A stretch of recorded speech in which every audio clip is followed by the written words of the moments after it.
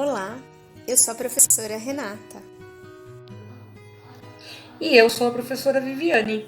Hoje viemos aqui falar sobre um tema muito importante para o desenvolvimento das crianças e que é trabalhado diariamente na escola por nós professores. Vamos falar sobre o contar histórias. Trabalhamos com vários objetivos específicos na educação infantil, dentre eles a contação de histórias. A linguagem oral é a mais remota figura de comunicação entre as pessoas. Portanto, as histórias têm papel responsável no desenvolvimento das crianças. Mais que uma linguagem prazerosa e educativa, a ação de contar e ouvir histórias possibilita o resgate da memória cultural e afetiva.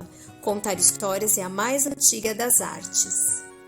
Além de ser um momento prazeroso e encantador para as crianças, é um momento interativo de quem está contando para quem está ouvindo.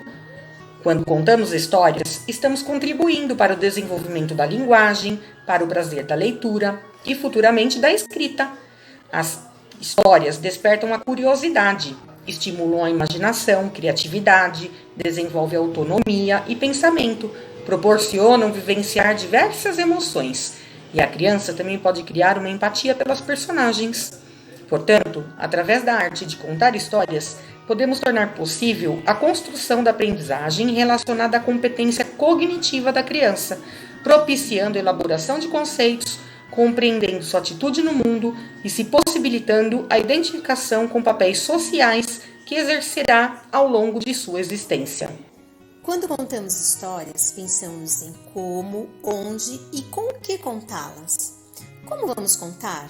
Existem bons recursos e possibilidades para apresentarmos uma história para as crianças. Como, por exemplo, ler a história com o livro, fazer o uso de fantoches de tecidos, papel, caixas, usar objetos para representar as personagens da história. Podemos levar histórias audiovisuais ou somente áudio para poderem ouvir e mergulharem ainda mais na sua imaginação. Sem contar com os diversos livros que temos, sendo feita a leitura convencional ou através de imagens, livros pop-ups, entre outros. Onde podemos contá-las? Dentro da sala de aula, na biblioteca da escola, na quadra, no parque, debaixo de uma árvore, enfim, onde nossa criatividade permitir. Dessa forma, podemos despertar ainda mais a curiosidade e fantasia das crianças. A história pode ser reinventada pela criança através de um desenho, uma pintura ou mesmo através de uma fala com enfoque pessoal. Estamos vivendo um momento muito diferente, mas podemos aproveitá-lo para contar histórias em casa também.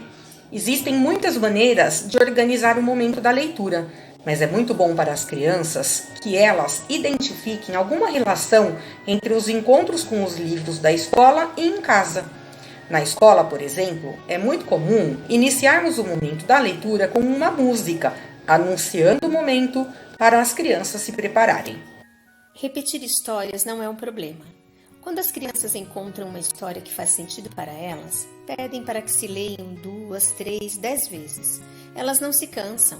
Ao contrário do que se possa imaginar, as crianças estão sempre ávidas por novidade. No campo das histórias, elas querem a repetição. Essa repetição é normal e, mesmo enjoados na narrativa, deve-se atender ao pedido da criança, pois isso significa que aquela história continua fazendo sentido para ela. Se as crianças pedem para repetir, é porque tem alguma coisa de muito importante sendo elaborada dentro delas. O livro ideal deve ter ilustrações e narrativas que convidem o leitor a usar a imaginação e construir a história em conjunto com o autor. Na falta de um livro, as histórias da tradição oral, contadas de memória, são ótimas opções para as famílias. A literatura oral é tão importante e rica como a literatura escrita. Para os bebês, os pais podem apresentar cantigas da infância deles. Para as crianças maiores, as histórias que sabem de cor. Não faz mal contar a história de um jeito próprio, porque depois a criança vai ter outros encontros com aquela mesma história em versões diferentes.